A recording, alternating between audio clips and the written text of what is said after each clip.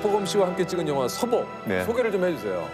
서복은 이제 인류 최초의 복제 인간인 서복을 안전한 곳으로 이동시키는 게 제 마지막 임무 나오는 영화고요. 네. 벌써? 공유도 당황해한다.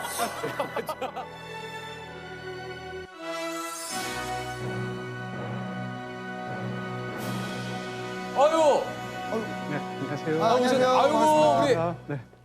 오랜만에 그때 뵙습니다. 네, 안녕하세요. 앉으시죠. 여기 네네. 여기 앉으시면 됩니다. 소개를 바로 드리겠습니다. 25년째 탄탄한 팬덤을 자랑하는 영화 평론계 아이돌 우리 영화 평론가 이동진 평론가이십니다. 아유 안녕하세요. 네, 반갑습니다. 반갑습니다. 네, 안녕하세요. 야.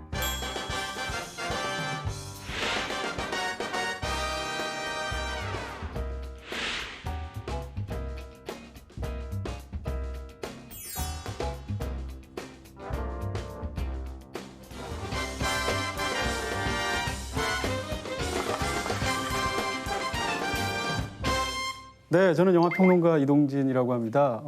관심사가 좀 호기심 이런 것들이 잡다 해서 뭐 책이나 음악 이런 쪽으로도 관심이 굉장히 많은 그런 영화 평론가입니다. 아, 말 그대로 굉장히 뭐 그냥 깊숙하게 넓게 아시는 분이에요. 예. 그러고 싶습니다. 예. 네. 아니 근데 유퀴즈 섭외를 받고 출연을 결심한 뭐 좀 이유가 있으시다고요? 네, 제가 뭐 이제 또 이전에 윤 누님을 한번 뵌 적이 있었는데 아, 예, 했었죠. 그때 맞아요. 너무 제가 하고 싶은 걸 못했어요. 뭐요? 그래서 오늘 그 소원 풀려고 다시 나왔습니다. 뭡니까? 네, 사인을 받으려고.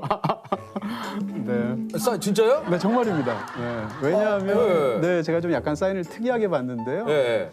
초변에 그러는 게 실례인 것 같아서 지난번에 이렇게 못했거든요. 아, 그 뭐 실례예요? 그 얘기하시면 되지. 두 번째니까 아, 예, 오늘은 예. 좀 부탁드릴 수 있지 않을까. 아. 이제 올해 영화 평론가로 활동하신 지가 한 어느 정도 되신 겁니까? 뭐 이전에 그 기자 시절 했던 것까지 합치면 한 25년 정도 되는 것 같아요. 아, 그럼 원래 기자님이셨어요? 네, 원래 일간지에서 시작을 했습니다. 기자 할 때도 영화만 했었고요. 예. 그 이후도 마찬가지인데 네네. 사실 이제 기자를 처음 시작했을 때는 꼭 영화만 하겠다라는 생각은 없었어요. 근데 제가 대학교 때 영화 책을 썼었거든요. 영화 책을 써주셨어요? 네네. 이 친구는 이제 영화 전문가인가 보다라고 네, 생각을 네, 하셔서 네. 그쪽으로 발령을 내게 된 게 일을 시작하게 된 계기죠. 네. 그다음에 이제 사람이 이제 직장을 오래 다니다 보면 그만두고 싶은 순간들이 다 누구에게나 있지 않습니까? 그렇죠. 그럴 수 있죠. 제가 좀 조직 생활에 안 맞는다는 걸 깨달았고요. 아, 그래요? 네, 너무 늦게 깨달았죠. 10년 넘게. 야. 잘 다니다가. 그때 제 심정은 뭐라고 그럴까요? 이제 망가져도 좋아 이런 느낌. 네. 그냥 밖에 나가서 내 혼자 하고 싶어 이런 느낌이었습니다. 그런 게 아니면 직장을 못 나오는 것 같아요. 직장에서 나온다는 게 쉬운 일이 아니잖아요. 맞아요. 그건 그래요. 너무너무 이제 그 갈등을 하고 이제 그만둬야겠다고 생각을 계속 하다가 결심을 못 했는데 당일 출근을 해서 이제 엘리베이터에 올라가기 위해서 심지어는 지각을 했고 약간 3층 버튼을 딱 눌렀는데 3층에 도착하는 순간 제가 바로 다시 1층을 눌렀어요. 왜요? 들어가기 싫었어요. 그 공간이. 네, 그래서 나갔다가 한참 마음을 사귀고 다시 들어가서 사표를 써서 내고 나왔거든요. 그러니까 어떻게 생각하면 굉장히 철없게 충동적으로 그만둔 것 같습니다. 덕분에 이제 유퀴즈에서 나오게 되고. 아, 그러니까요. 네. 아니, 결론적으로는 뭐 이렇게 된 겁니다만. 글쎄 말이에요. 사인도 못 받을 뻔했어요. 그게 목적인데. 그 지난번에 나왔던 기주 씨도 그렇고 네네. 그 일을 하시다가 그 하루아침에 딱 근데 이게 또 약간 차이가 있는 건 기주 씨는 내가 하고 싶은 일 때문에 예를 들면 나는 이 일보다는 네네. 내가 하고 싶은 일 그렇죠. 찾아가야겠다. 네. 근데 지금 우리 그 평론가님께서는 반대죠. 반대죠. 네. 예. 그러니까 이제 인생을 행로를 바꾸는 사람이 두 가지 타입이 있다고 생각하는데 하나는 바깥에 뭔가 굉장히 매력적인 게 있어서 그쪽이 날 끌어당길 때, 예. 인력이 작용할 때. 예. 그러면 그때가 이제 다른 일을 염두에 두고 퇴사를 하신 거예요? 네, 그때 사실 소년 연기자였어요. 반대로 안에 뭔가가 안 맞고 안 좋아서 내가 이렇게 밀어낼 때, 청력이 작용할 때. 고급지다. 고급져. 그래서 그래, 이런 거야, 이런 거야. 이런 얘기를 좀 하고 싶은데. 진짜. 바로 저는 이제 이유가 안에 있었기 때문에 예. 빨리 나가고 싶다. 그래서, 네, 예. 밖에 어떤 대책이 없었는데. 그러니까 아까 평론가님이 난 어떻게 돼도 좋아요. 네, 예. 맞아요. 영화 평론가를 25년 정도 하셨는데 네. 그동안 세기가 좀 어떠실지 모르겠지만 몇 편 정도의 영화를 저도 정확하게는 모르고요. 대략 추산해 보면 10,000편 정도. 와, 만편. 네네. 25년이 만편. 네. 와, 그러면 1년에 1년에 한 몇 편 정도 보시는 건가요? 요즘은 한 2, 300편 보는 것 같고요. 그래도 2, 300편을 보셨어요. 요즘은요. 그리고 이제 가장 많이 봤을 땐 제가 기록한 적이 있는데 예. 제가 이제 미국에 한 1년 정도 연수를 갔었거든요. 네네. USC라는 대학에 1017편 봤어요. 1년 동안.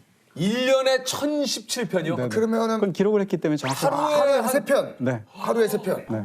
하루가 정말 바빠요. 영화 3편 보려고 하면. 아니 너무 바쁘죠. 네. 거기다 이제 여행도 다녔거든요. 그래서 정말 바쁘게 인생에서 1년을 보냈던. 아 근데 남들이 보기에는 한편으로 야 부럽다. 하루에 영화 그냥 뭐 보고 싶은 대로 보고 네. 그냥 뭐 이게 또 막상 일로 하면 그렇지가 않을 것 같아요.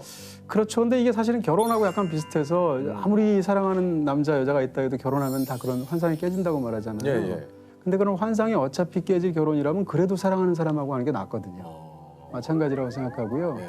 그런 면에서 일도 자기가 좋아하는 일을 해야 그 일에서 오는 치명적인 권태 같은 것을 버틸 수 있는 것 같아요. 그게 아니면 결국은 저처럼 튕겨져 나가는 것 같아요. 일에서 오는 치명적인 권태. 이건 좀 써놔야겠다. 왜냐면 이제 왜 이 일을 하고 있죠라고 했을 때 아직까지는 치명적인 권태가 오지 않았어요라고 대답을 딱 하면 좋을 것 같아서. 아니 이런 게 놀라운 점이에요. 이런 게. 네. 진짜 출연하길 잘했다. 아, 좋네. 아니 이게 저 사실 평론가님의 한 줄 평을 보고 또 때로는 영화를 볼까 말까 하다 결정하시는 분들도 굉장히 많아요. 네. 여기 이제 한 줄 평을 몇 개를 좀 소개를 드릴게요. 예, 이게 또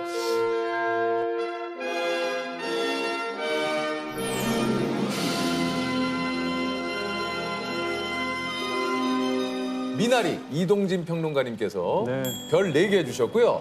미나리라는 단어가 흡사 간절한 기도문처럼 들다. 미나리가 일단 기본적으로 굉장히 좋은 영화고요. 이제 그걸 차치하고 이제 작은 것들 얘기해 보면 제목이 미나리인 것도 저는 큰 영향을 미쳤다. 아주 결정적인 건 아니지만 미나리라는 말은 세계 어디서 들어도 발음이 굉장히 리드미컬하고 쉬워요. 미나리. 어느 나라. 예를 들어서 할머니가 가져오신 게 미나리가 아니고 엉겅퀴였다. 이렇게 하면 그럼 너무 발음이 어렵잖아요. 어렵죠. 그렇죠? 근데 미나리라는 말은 외국인들도 쉽게 쓸 수 미나리 있는. 쉽죠. 예. 그 미나리란 말은 이제 영화를 보시면 그 말이 굉장히 간절하게 들리는데 우리가 반복해서 하다 보면 기도문처럼 들려요. 그 말이. 미나리. 미나리 뭐 이렇게 비나이다 미나리 뭐 이런 식의 아, 예. 그런 느낌이 들면서 이 극 중에서 미나리라는 게 사실 주인공 소년이기도 하고 프리티보이. 희망이기도 하고 생명력이기도 하거든요. 그런 걸 관련해서 영화를 봤을 때 어떤 제 느낌을 붙인 그런 간절한 기도문처럼. 간절. 옆에 또 토이스토리는 네, 별 4개 반 네. 주셨는데 이별의 순간이 왔다고 해서 꼭 누군가의 마음이 변질되었기 때문인 건 아니다. 어떤 이별은 그저 그들 사이에 시간이 흘러갔기 때문에 찾아온다. 그러니까 우리가 이제 보통 사람 어떤 관계가 꼭 남녀 관계 아니더라도 친구들 누구든 이렇게 헤어지게 되면 죄책감 같은 게 생겨요. 맞아요. 내가 연락을 안 해서 끊어졌나부터 시작해서 내가 뭘 잘못했나 등등까지. 제가 볼 때 많은 경우는 그냥 둘 사이에서 시간이 흘러갔기 때문이에요. 저도 주변에 굉장히 좋아하는 사람들하고 어느 순간 연락 안 하는 사람들이 생기잖아요. 그렇죠. 예. 그걸 보면 특별히 싸워서가 아니거든요. 맞아요. 맞아요. 그런 이야기를 하고 싶었고요. 아하. 그게 근데 토이스토리 마지막을 보시면 장난감하고 헤어질 때 주인공 앤디가 그런 방식으로 헤어져요.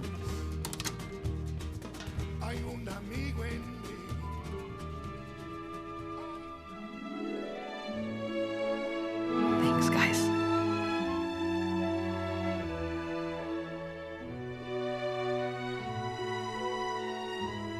So long, partner. 감동적인 영화는 이제 두 가지 타입이라고 생각하는데 끝나면서 미안해라고 말하는 영화가 있고요. 끝나면서 고마워라고 말하는 영화가 있어요. 일반적인 작가이거나 감독이면 미안해라고 말하면서 장난감하고 인사할 것 같거든요. 근데 이 영화는 고마워하면서 인사하면서 끝나요. 근데 그걸 보고 나서 너무 큰 감명을 받았어요. 저기서 고맙다고 말해줘서 내가 너무 고맙다.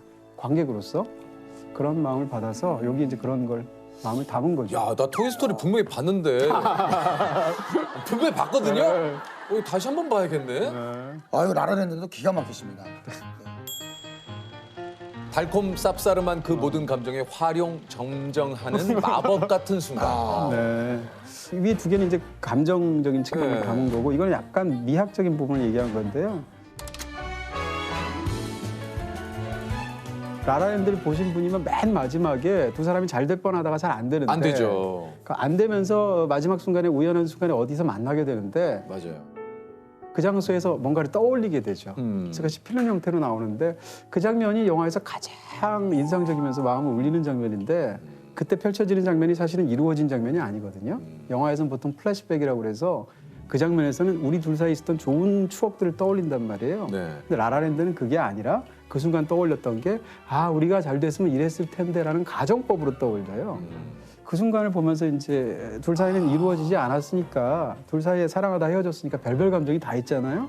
근데 그 감정에 그 순간에 어떤 가정법을 떠올렸을 때 아슬하게 이렇게 뭔가 이렇게 딱 화룡점정하는 것 같은 용의 눈에 눈동자를 찍는 것 같은 그 순간이 마법 같은 순간이다. 네. 그런 게 영화에 들어있다. 영화가 이렇게 싹 떠오르네. 그런 장면들이. 네. 예? 네. 기생충 읽어주세요. 네, 상승과 하강으로 명징하게 직조해낸 신랄하면서 처연한 개그 우화. 이거 예. 이게 제 뭐 한줄평 역사에 가장 많은 논란을 불러일으켰던 뭐 애증의 한줄평인데요. 요것도 굉장히 화제가 됐었죠. 약간 저는 이제 억울해서 네. 어차피 또 오늘 가져오셨으니까 네네네. 이게 제 딴에는 기생충이라는 영화가 너무 좋으니까 이 영화가 미학적으로나 아니면 뭐 주제적인 측면에서나 이렇게 만들어졌다라고 설명하고 싶은 거예요. 축약해서 상승과 하강으로 명징하게 직조해낸 이란 말을 조금만 설명을 하면 얘기 좀 해주세요. 네네. 예.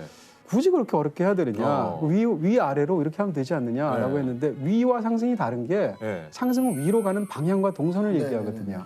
하강이라는 것도 밑으로 내려간다는 뜻이잖아요. 네. 근데 봉준호 감독의 영화를 미학적으로 보는 하나의 핵심 중에 하나가 가로축이 아니라 세로축을 보는 거예요. 네. 봉준호 감독은 항상 계급이라는 그 사회적인 주제를 다루는데 이 계급을 항상 세로축으로 만들어요. 네. 그래서 실제로 기생충을 보시면 주인공인 기우가 처음 아르바이트생으로서 그 집에 들어갔을 때 계속 언덕도 올라가고 계단도 올라가서 그 집의 주인을 만나는 거로 되어 있어요.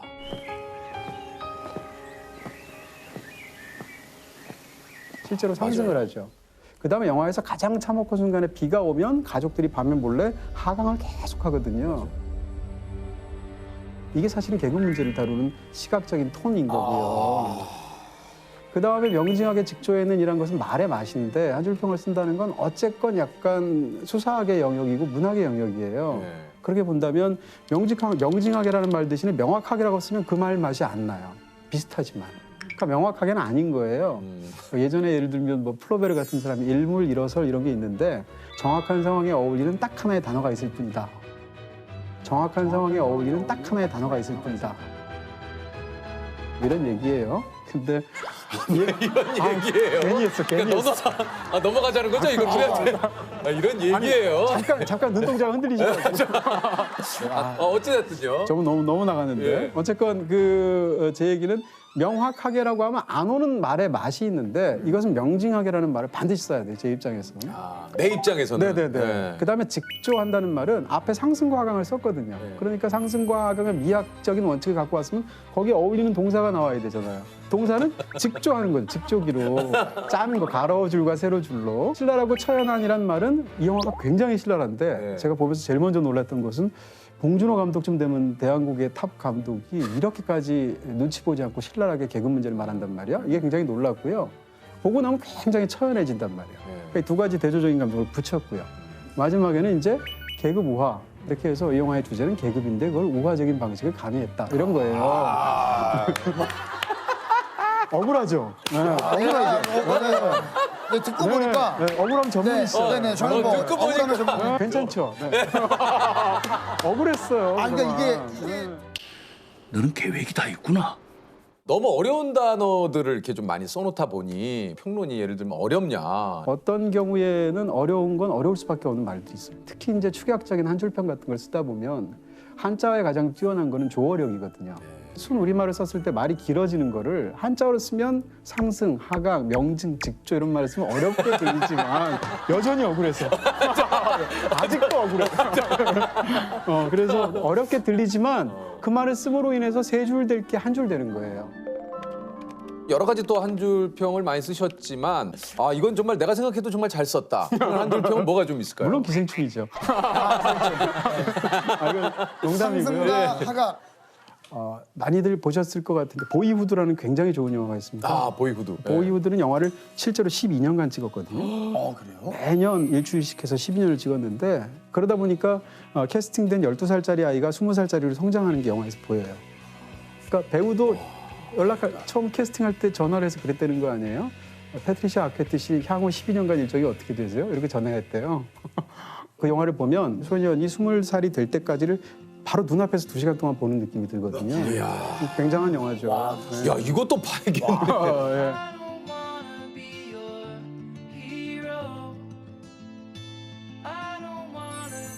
와. 근데 그걸 보고 나서 어떻게 생각했냐면 아까 이제 상승과학으로처럼 머리에서 이렇게 막 생각해서 이렇게 고민 끝에 만드는 한 줄 평이 있고 보고 나면 1초 만에 툭 나오는 한 줄 평도 있어요. 이게 1초 만에 툭 나옵니까? 그게 뭐였냐면 그때 그 아이는 어떻게 내가 되었나 이런 한 줄 평을 제가 썼는데요.